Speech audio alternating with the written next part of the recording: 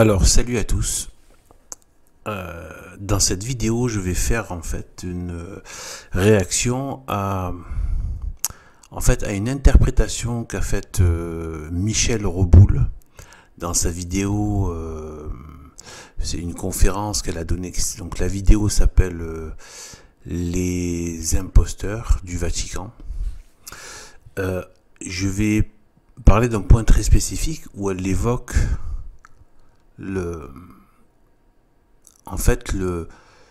déjà la mort de Paul VI. Elle apporte deux informations. On va voir d'autres informations plus tard sur des points périphériques, mais les deux principales, c'est le fait qu'il soit mort le jour où on fête le jour de la transfiguration. Donc elle donne une éventuelle interprétation, enfin une considération sur le pourquoi du symbole, si tant est qu'il y ait un symbole.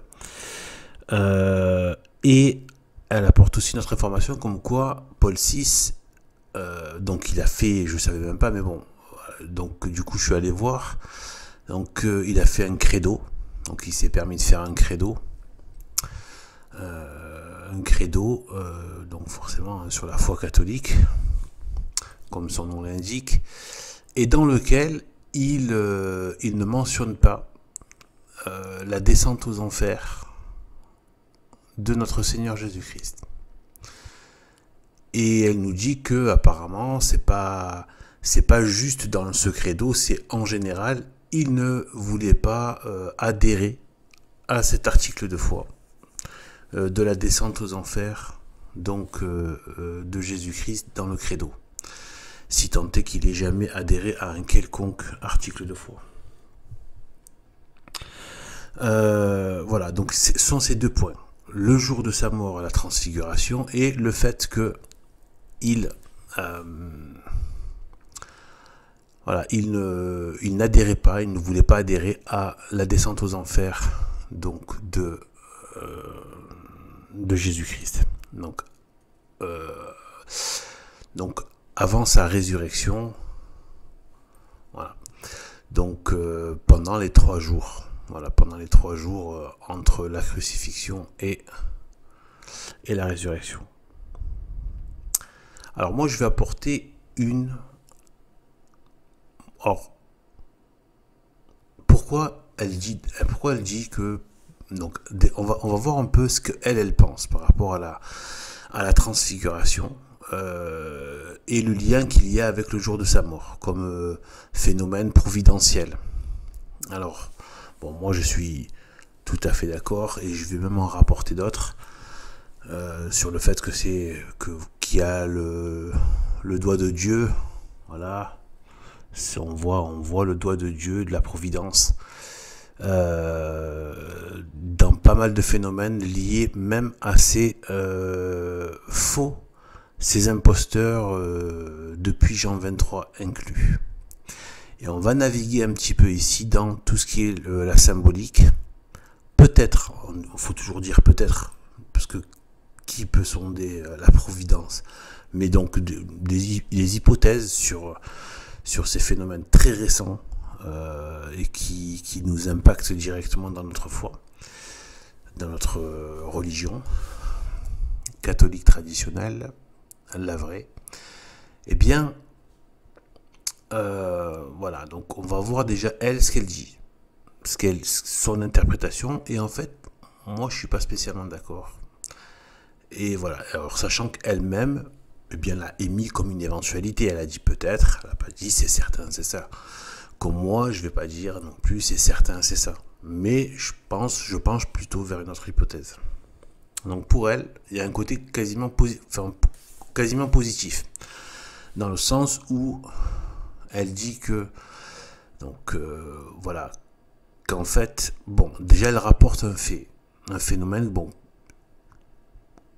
avec une espèce de confirmation par le témoignage d'une personne dans des échanges de personnes qui étaient très, très proches du cercle du Vatican, comme quoi Paul VI, donc Moncini, aurait été empoisonné. D'où sa couleur noirâtre. Voilà, bon, en fait, il va falloir reparler de cet aspect qui a l'air similaire avec Bergoglio.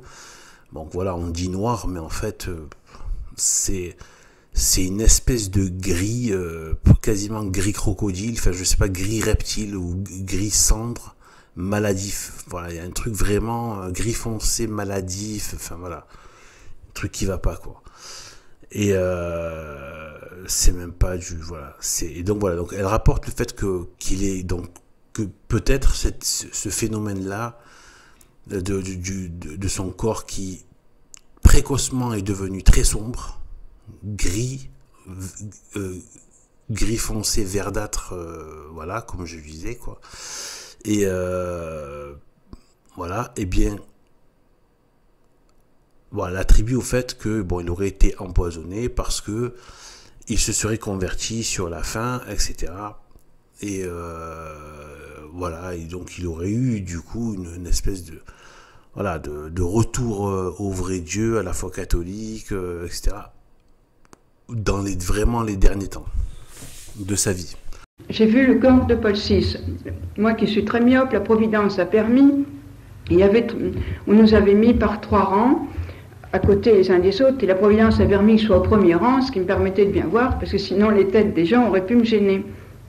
Et j'ai vu le corps de Paul VI dans un cercueil en verre, toute proportion gardée, comme j'avais vu à Moscou, le corps de Lénine dans un cercueil en verre, et ça me rappelait tout à fait cela, parce qu'il y avait un peu les mêmes gardes du corps, etc. Mais alors donc, j'étais absolument ahurie, parce que qu'est-ce que je vois dans ce cercueil en verre ? Le corps de Paul VI, d'après ses photos, c'était bien lui, grand, maigre, etc. Mais je vois un corps noir, noir verdâtre. Alors je me suis dit, mais c'est pas possible. Paul VI était italien, il était blanc. Et sur toutes les photos qu'on voyait à la télévision et partout, on le voyait blanc. Je me dis, mais comment est-ce que Paul VI peut avoir cette teinte noire verdâtre ? D'autre part, Paul VI était allongé naturellement comme tout mort. Mais alors que tout bon chrétien, on lui met les mains comme ça ou comme ça, les mains jointes, il avait les 2 bras allongés le long du corps, et ses mains arthritiques avaient une expression d'angoisse absolument intolérable. Il se trouve que j'ai assisté à des morts pendant une guerre entre 52 et 54 en Égypte, et j'ai vu donc des morts qui mouraient dans l'angoisse, mais je n'ai jamais vu une telle angoisse que sur le corps de Paul VI. Ses mains étaient comme ça, et son visage, on avait eu beau le maquiller, l'arranger, l'embaumer, etc., son visage exprimait une angoisse absolument terrifiante. Or, cela montre que entre le moment où Paul VI est mort et le moment où on l'a trouvé, il a dû se passer plusieurs heures. Moi, je ne suis pas médecin, mais les médecins qui sont ici pourront expliquer. Je ne sais pas combien de temps il faut pour qu'il y ait une rigidité cadavérique, mais il faut croire, puisqu'il est donc resté les 2 bras comme ça, on n'a pas pu les lui joindre. Il se trouve, et la Providence a permis qu'il y a 4 jours, regardant la télévision, je sais que le père Marziac n'aime pas qu'on regarde la télévision, mais de temps en temps, malgré tout, on voit des choses intéressantes. Il se trouve qu'il y a 4 jours, je ne sais pas pourquoi, on a remontré l'enterrement de Paul VI à la télévision. Et cela m'a confirmé dans ce que j'avais vu, que je n'avais pas eu la berlue. Je vous assure que c'est ainsi. Le cercueil de Paul VI n'a aucune croix. Non seulement c'est un cercueil d'un bois très, très bon marché, mais ça peut être compréhensible, mais il n'y a aucune croix sur son cercueil. Alors les religieuses italiennes qui étaient à côté de moi dans la foule ont demandé au prêtre qui les accompagnait, mais comment se fait-il qu'il n'y ait aucune croix sur le cercueil ? Et le prêtre, un peu gêné, a répondu, mais c'est parce que Paul VI a demandé dans son testament d'avoir un cercueil de pauvres. Mais c'est absolument évident que même un cercueil de pauvres peut avoir une croix avec une branche d'arbre peinte à la chaux ou à la craie. Et quand on pense qu'à cette même époque, le Vatican était richissime avec les malversations de Marcinkus et de Paul VI lui-même, c'est assez comique. Mais pourquoi ne voulait-il pas de croix? Parce qu'il était juif. Par sa mère, comme je vous l'ai dit, les juifs disent qu'on est juif que par la mère et non pas par le père, parce qu'ils ont peur de l'infidélité des femmes. Et donc il avait mis dans son testament qu'il ne voulait surtout pas de croix. Dans son cercueil, il a été cohérent avec lui-même. Les juifs haïssent la croix, ce pourquoi ils ne permettent même pas qu'à Auschwitz, vous savez, dans ce fameux Carmel, l'ombre de la croix, puisque ce n'était que l'ombre de la croix, aille sur les tombes des juifs. D'ailleurs, il n'y a pas que des juifs qui sont à Auschwitz, il y a aussi le Père Kolb et des catholiques, mais ceux-là, on les oublie toujours. Enfin, donc, quand j'ai pu voir Guiton tête à tête, je lui ai dit, mais votre ami Paul VI, moi je l'ai vu, et il est noir. Enfin, il était noir dans son cercueil, noir verdâtre. Alors, Guiton, d'une façon extrêmement désinvolte, m'a dit, ah, c'est parce qu'il a été assassiné avec une piqûre de cyanure. J'étais très étonnée de son ton désinvolte et de ce qu'il me disait, parce que moi, on me dirait, votre ami est noir alors qu'il était blanc et a été assassiné. Malgré tout, ça me ferait un choc. Alors, comme je savais que Pie XII avait été lui aussi empoisonné avec une piqûre de cyanure, j'ai dit, ah, comme Pie XII. Et il me répond, oui. Mais il me dit, mais c'est le médecin de Pie XII qui s'est trompé de piqûre. Alors je lui ai dit, vous n'allez pas me faire croire que le médecin de Pie XII se baladait avec des piqûres de cyanure de potassium. Et si même oui, il n'allait pas tout de même en donner au pape. Donc, je suppose que si ce pauvre Paul VI a été assassiné, c'est parce qu'il voulait, s'étant converti, il voulait redresser la foi de l'Église, sans doute rectifier certains textes du Concile, et donc il ne fallait pas qu'il le fasse. Alors, j'en arrive maintenant et c'est pourquoi peut-être, à cause de cette conversion et de cette mort martyre, d'une certaine façon, parce que si vous voulez vraiment redresser l'Église, notre Seigneur a permis qu'il meure le jour de la transfiguration.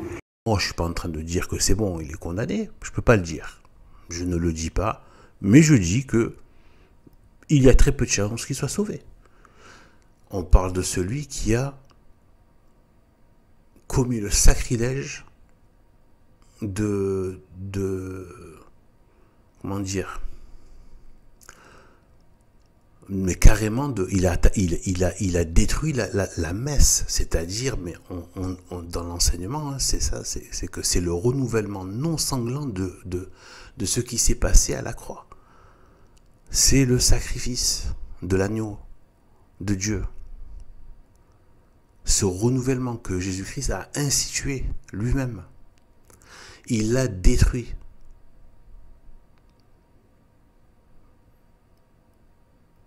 Et il me semble, ça je suis pas sûr, mais il me semble que j'ai entendu dire que d'un point de vue juridique, de droit, il ne fallait pas y toucher. Un ou des papes avant ont institué qu'il ne fallait pas revenir sur vraiment des passages clés du rite, quoi. Et ça a été fait. Donc c'est une des énièmes contradictions qui se sont mis à contredire les papes d'avant.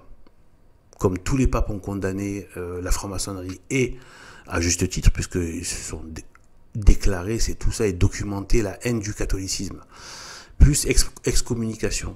Eh bien, ils ont enlevé les excommunications, ils ont arrêté de condamner la franc-maçonnerie. Voilà. Donc, ils tolèrent totalement des gens qui sont de cette secte malfaisante. Donc, voilà. Donc, en fait, ils tolèrent, et c'est même plus un secret. De toute façon, ils en sont même plus à ça. Ils en sont à toutes les débauches possibles et imaginables. Ils en sont même plus à ça près. Pour eux, ça c'est même devenu un détail, quoi. C'est même plus très important, quoi. Voilà. Donc en fait, on voit donc l'amende ça a engagé toute l'Église. Ça a engagé des millions de gens. Tu es sur le siège de Pierre, et tout ça. Je me demande quelle grâce de conversion tu dois avoir déjà, et en plus tu as été une cause de scandale, une attaque de Dieu et du prochain, de la manière la pire, c'est-à-dire en étant prenant la place du berger universel, du vicaire du Christ.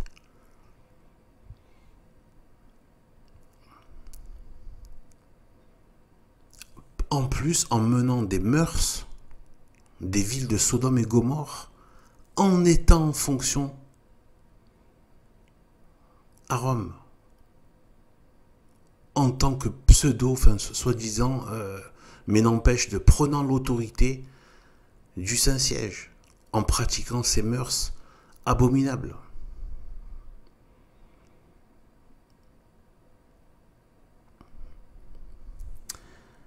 Donc tout ça, voilà, donc avec tout ça,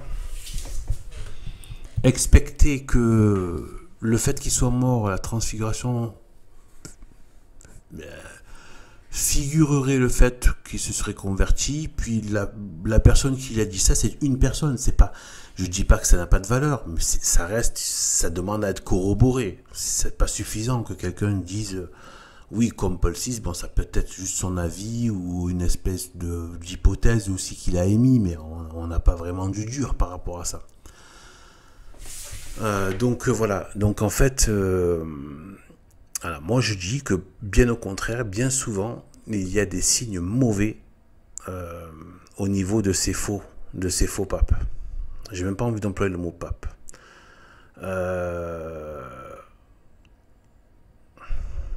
Voilà, de ces faux pops. Donc en fait, voilà. Donc, en général, il y a vraiment de mauvais signes. Alors, maintenant, je vais dire quel peut être le lien par rapport à la providence. Pourquoi est-ce que Dieu l'aurait fait atteindre son dernier jour, le jour de la transfiguration,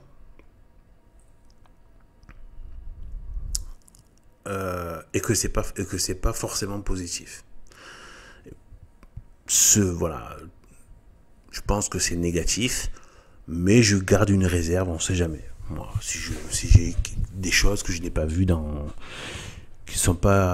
qui n'apparaissent pas dans mon viseur, quoi, et que j'aurais pu manquer.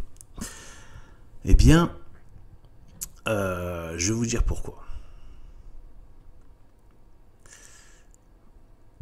Parce que, à mon avis, c'est lié au fait qu'il niait l'enfer. Non, pardon, pas l'enfer. Oui, quelque part. Bon, en fait, voilà, la descente aux enfers.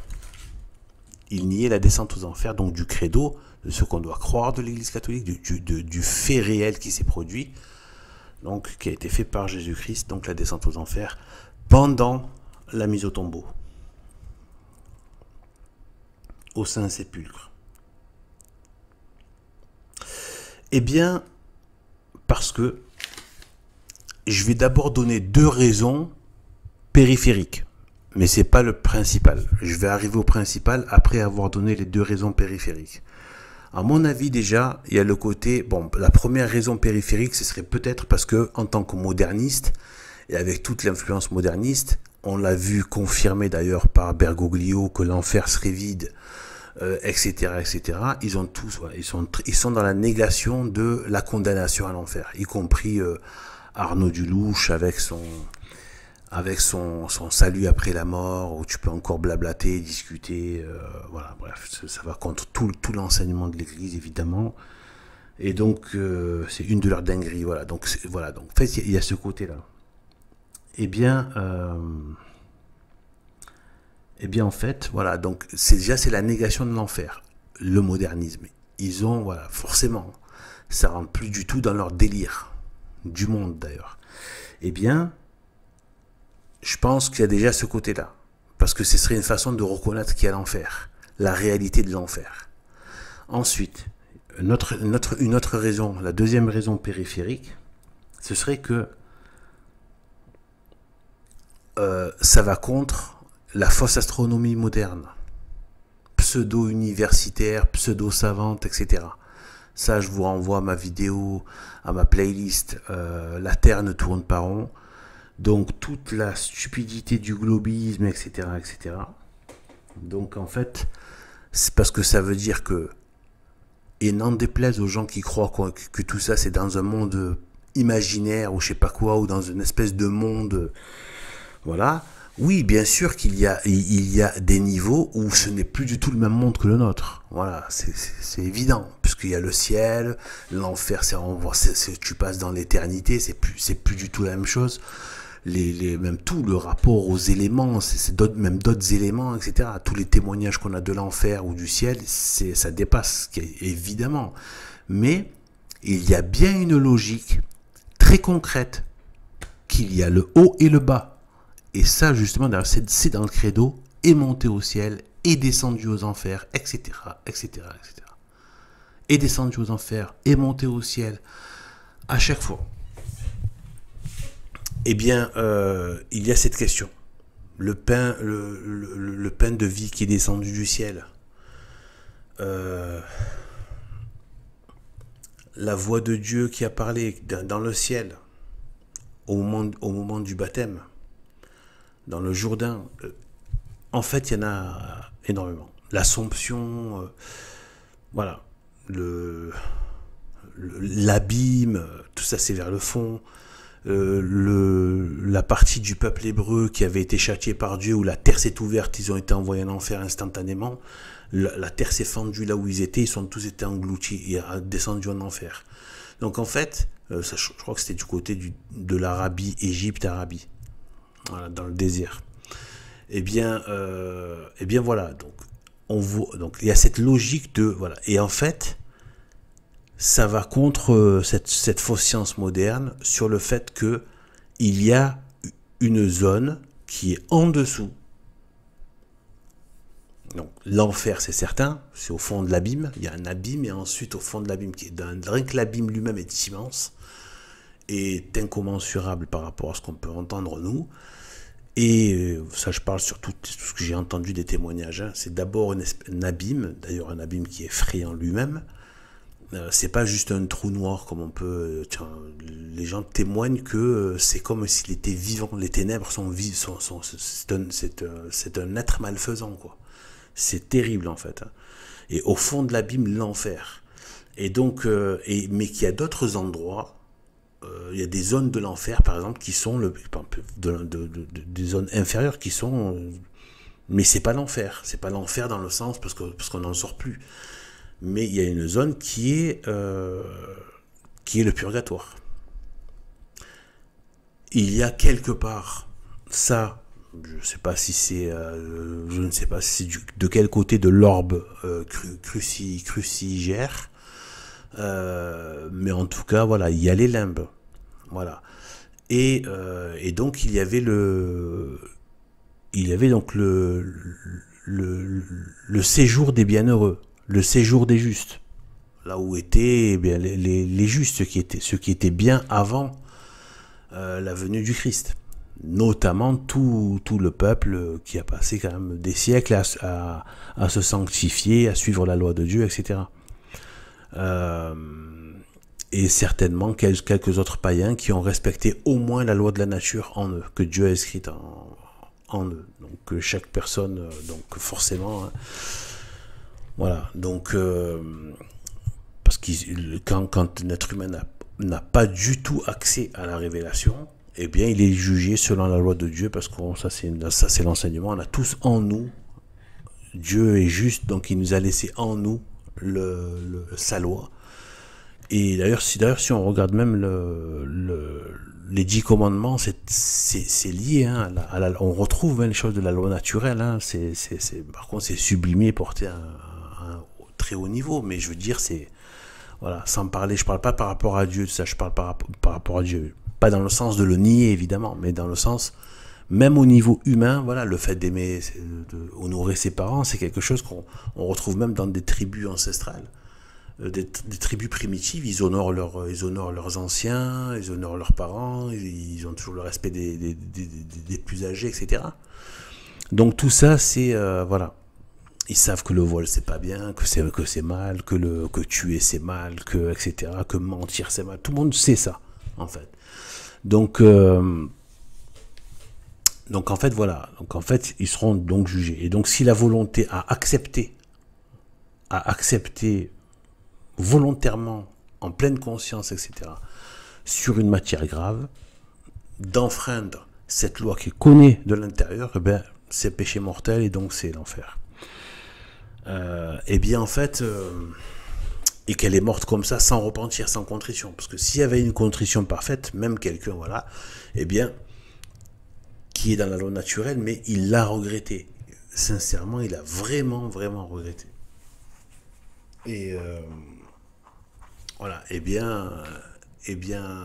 voilà, Dieu pourra regarder. Après, moi, je ne peux pas rentrer dans les détails. Ça, je laisse ça au jugement de Dieu. Il connaît nos âmes bien mieux que ce qu'on peut imaginer. Il connaît les âmes de chacun dans toute leur déclinaison. Donc, le jugement est forcément juste. Donc voilà. Donc du coup, mais par contre, voilà, il y a le séjour justement des justes de l'Ancien Testament. Et moi, je pense que le fait qu'il y a un lien avec le fait qu'il ait rejeté la descente aux enfers. Parce que, qu'est-ce qu'enseigne l'Église par rapport à la descente aux enfers de Jésus? Il n'est pas allé pour rendre visite aux démons. Il est allé pour venir chercher son peuple, dont une grande partie du peuple juif de l'Ancien Testament, les bons juifs justes, les justes, qui sont morts en état de grâce, et qui étaient dans le séjour des bienheureux, avec Abraham. Eh bien voilà, donc ça veut dire que il est descendu pour ça. Et si il est descendu pour ça, ça veut dire qu'il est le Messie et qu'il est Dieu. C'est le Dieu Messie. C'est le Messie Dieu. Et donc, ça veut dire que le christianisme est bien le fruit de la promesse faite à Abraham. L'Église catholique. Or, Montigny est ce qu'on appelle juif, mais en fait, voilà, on va dire plutôt un talmudiste, mais c'est les descendants de pharisiens. Donc, c'est un talmudiste de lignée talmudiste, de lignée de sang talmudiste. Donc il était de ceux qu'on appelle juifs, en tout cas. Voilà. Et qu'en fait, voilà, bon, ce serait un imposteur, etc. Et donc, du coup, voilà. On le voit, c'est celui qui portait aussi le pectoral du grand prêtre de l'Ancien Testament, en tant que pseudo-pape. Je veux dire, c'est un truc de dingue. Publiquement, il le portait. Le pectoral du grand prêtre de l'Ancien Testament. Donc, voilà dans quel délire il était, les gars. Et il détestait la croix. Donc, voilà, on le voit. Hein, là, c'est vraiment tous ceux qui sont dans l'aveuglement avec la détestation. C'est ça, ça donne ça. On retrouve ça chez les musulmans, on retrouve ça et surtout avec le crucifix. On retrouve ça chez les athées, les gauchistes. Ils ont tous un problème avec la croix. Voilà, c'est une haine, une détestation, voilà. Et spécialement le crucifix. Il n'y a que nous qui sommes à l'aise et qui aimons la croix et le crucifix. Avec le crucifix, avec le corps. Et bien en fait ça, donc je pense que c'est lié à ça. Donc le fait que dans son credo, il ne voulait pas inscrire la descente aux enfers de Jésus, c'est pour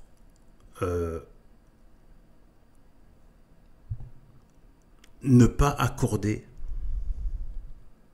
la messianité et la divinité de Jésus-Christ et son lien avec l'Ancien Testament et son lien avec le peuple juif et la promesse faite à Abraham.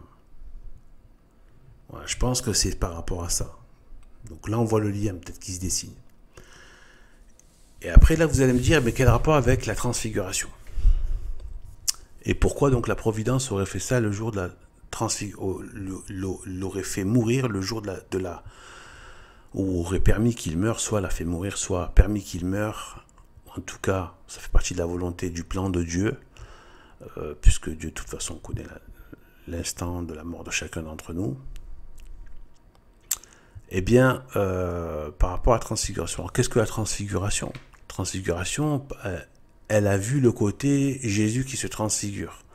Mais il n'y a pas que Jésus qui se transfigure seul. Il est avec justement, vous savez très bien, c'est déjà dans votre esprit là, eh bien avec Élie et Moïse, Moïse et Élie. Et en fait, c'est qu'il est, et ces deux, je peux le dire, ça c'est moi qui l'ai pensé, mais je peux le dire avec tout l'appui de la Sainte Écriture et des paroles de Jésus-Christ, que c'est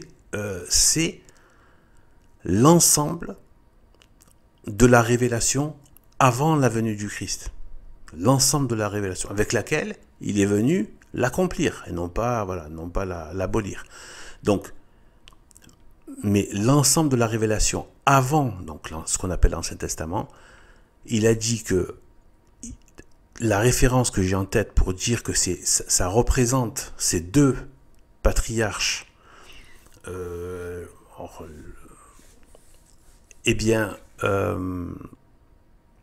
ces deux pères de l'Ancien Testament,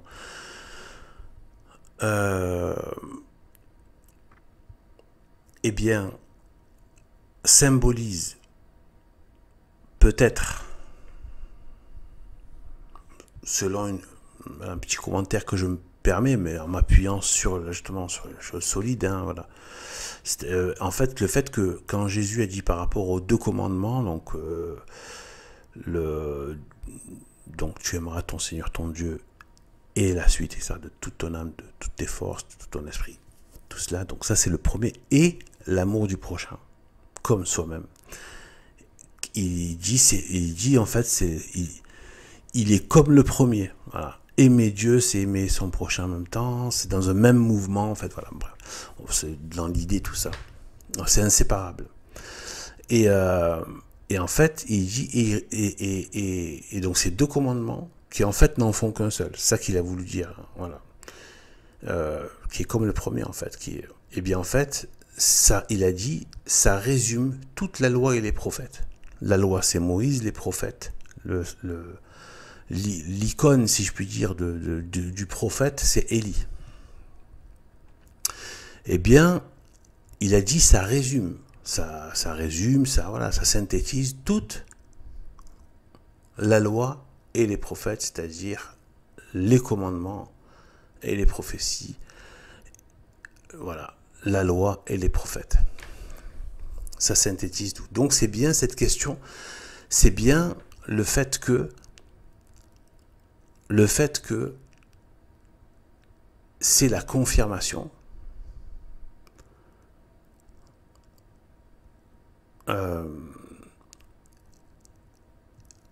au niveau de ces deux éléments les plus importants de l'Ancien Testament. La loi et les prophètes, où il y a l'infusion directe de Dieu. La loi a été donnée par Dieu directement à Moïse, et les prophéties sont données uniquement par Dieu. Même des démons ne peuvent pas prophétiser. C'est que Dieu qui prophétise. Ou qui donne de prophétiser à des personnes qu'il a choisies. Donc c'est directement l'influence de Dieu. Contrairement à d'autres personnes qui peuvent être, qui n'ont pas eu forcément d'interaction directe avec Dieu, qui sont dans la Bible. Ouais. Eh bien, voilà. Donc là, on a ça. Eh bien, je pense que donc au moment de la transfiguration, donc il est souvent montré comme ça, donc au milieu,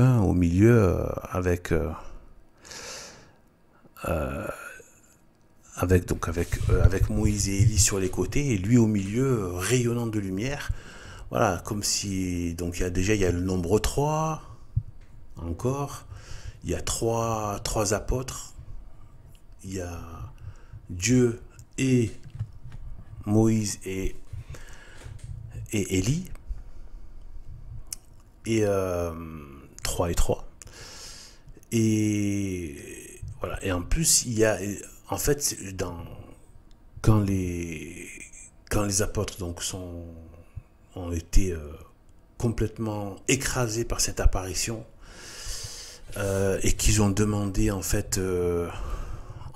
ont dit, ils ont demandé à Jésus, est-ce que vous voulez qu'on fasse 3 tentes, une pour vous, une pour Moïse, une pour Élie, pour qu'on y reste. Et en fait, à ce moment-là, après ça s'arrête. Jésus ne donne pas suite à ça. Quelque part, ce que je me dis, c'est que c'est comme si en fait ça ne devait pas être séparé. C'est comme s'il y avait une union. 3 tentes, ça ferait 3 séparés. Là, en fait, c'est comme s'il faisait qu'un avec, et que lui-même est, Jésus est, de toute façon, il est. Il est la loi, il est tout ce qui est de Dieu, il est Dieu. Donc il est, voilà, en fait, c'était de lui dont il s'agissait. Voilà. Et donc, il y a, dans l'Ancien Testament. Et donc, il est là, voilà, il est la synthèse. Lui-même est la synthèse. Et qui va se manifester pour apporter la loi d'amour, justement, qui va faire par sa vie, par ses actes, d'ailleurs bien plus que par ses paroles, par ses actes, dont voilà, que ce soit naître dans la pauvreté, vivre dans le minimum, etc., etc. Puis ensuite tout ce qu'il a fait de bien, et puis ensuite bien surtout la passion, etc. Eh bien,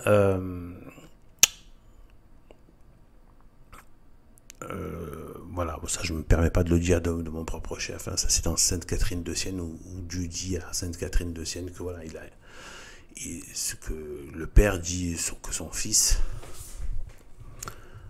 Jésus-Christ, donc le Verbe incarné, eh bien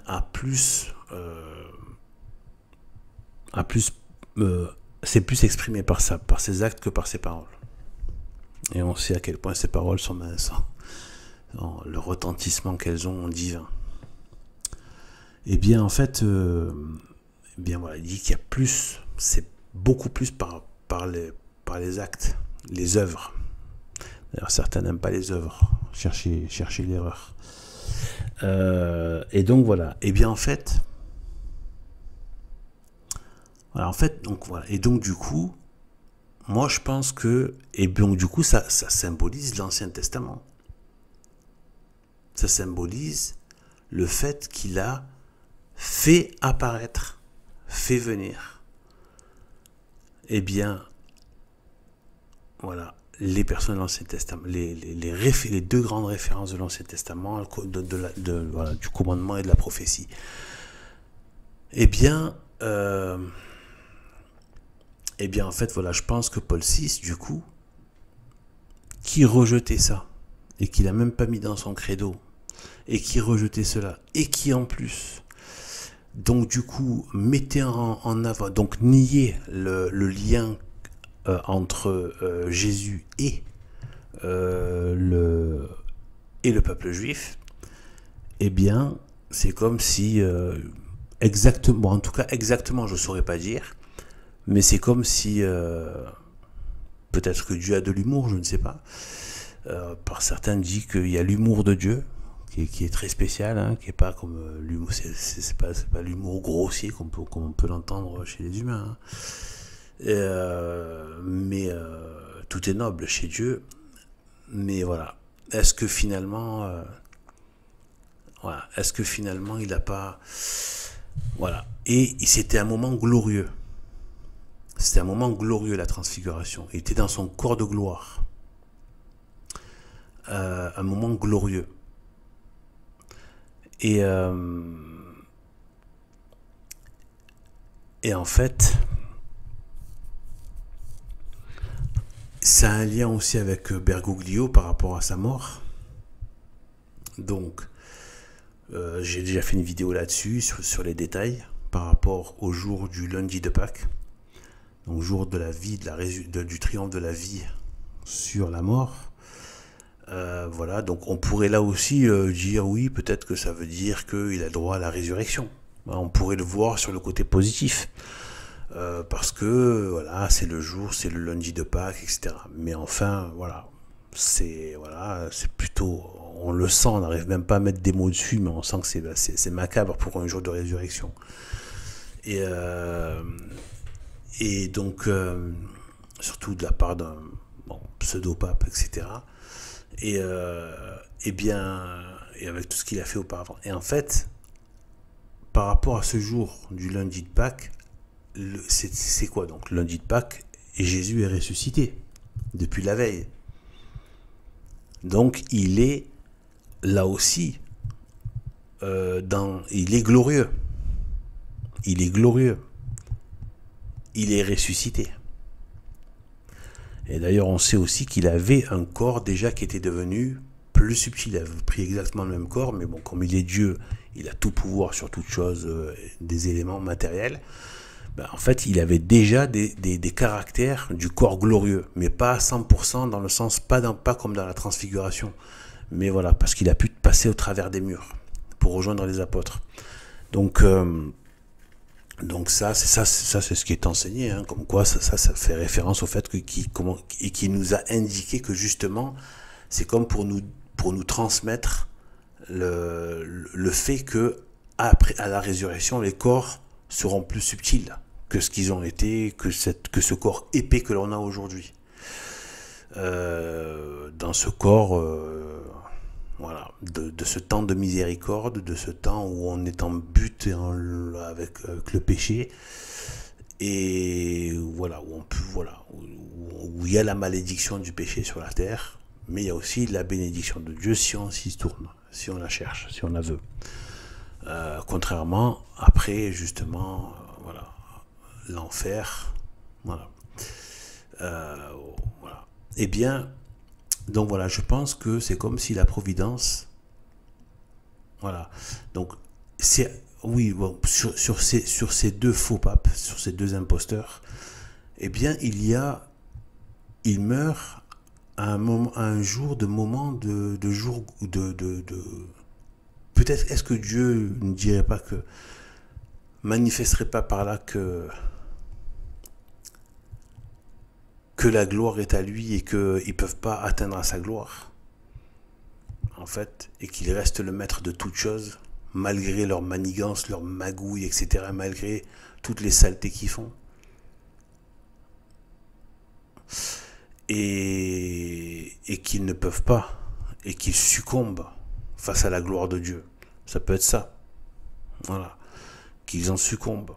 Voilà. Voilà.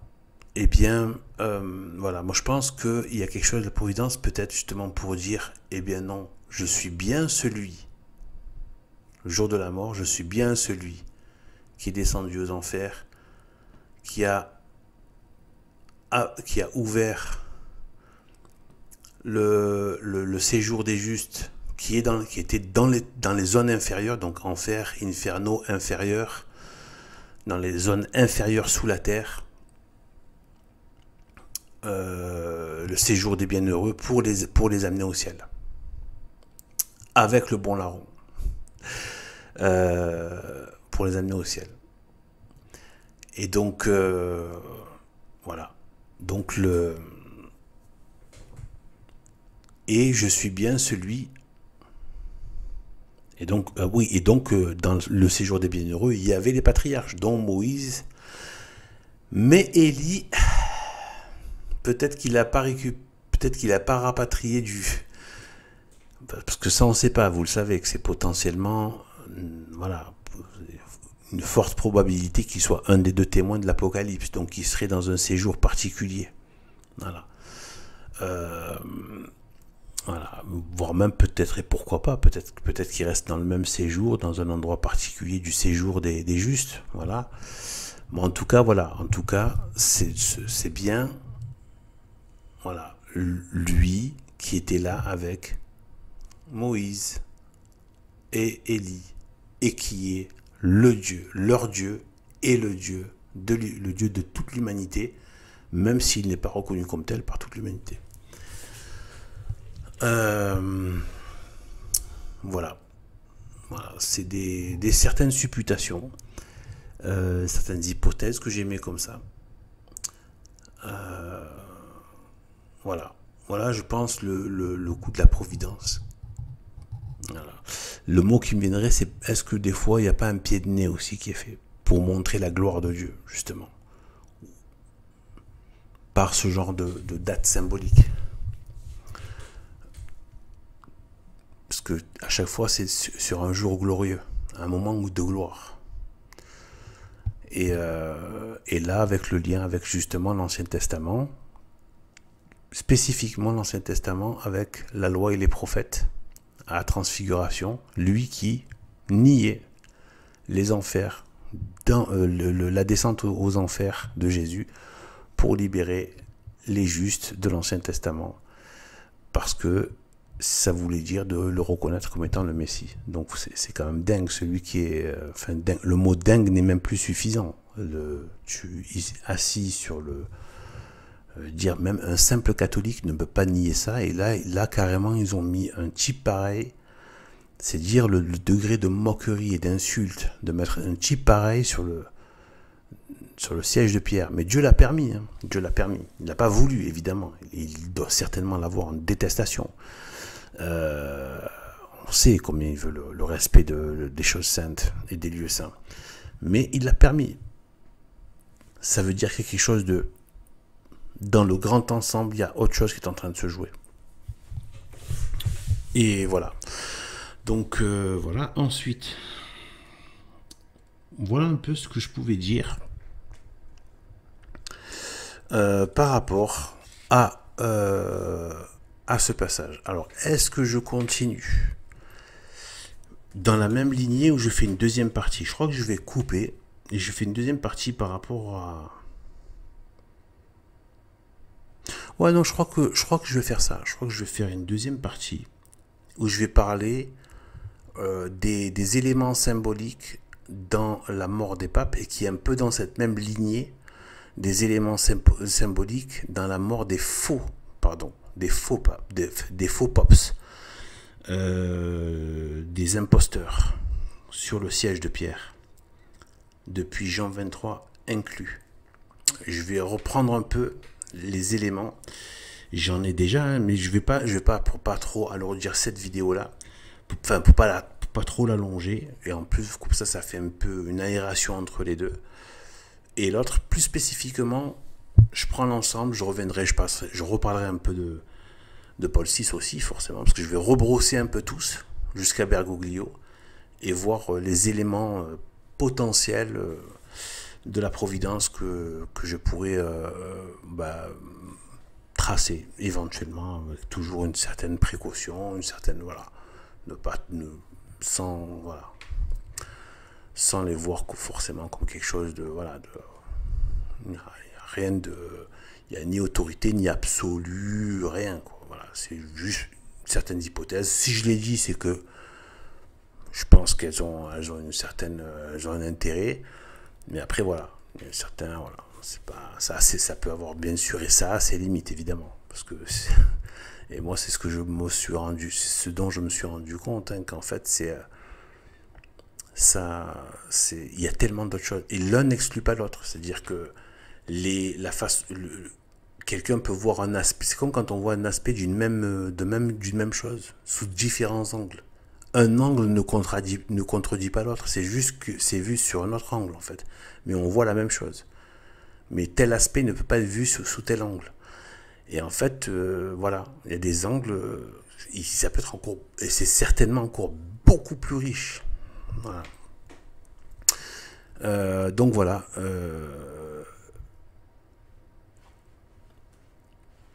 Et bien voilà, donc à la prochaine vidéo sur le thème, voilà, des faux papes et les éléments peut-être providentiels dans la symbolique des dates, des morts de certains phénomènes.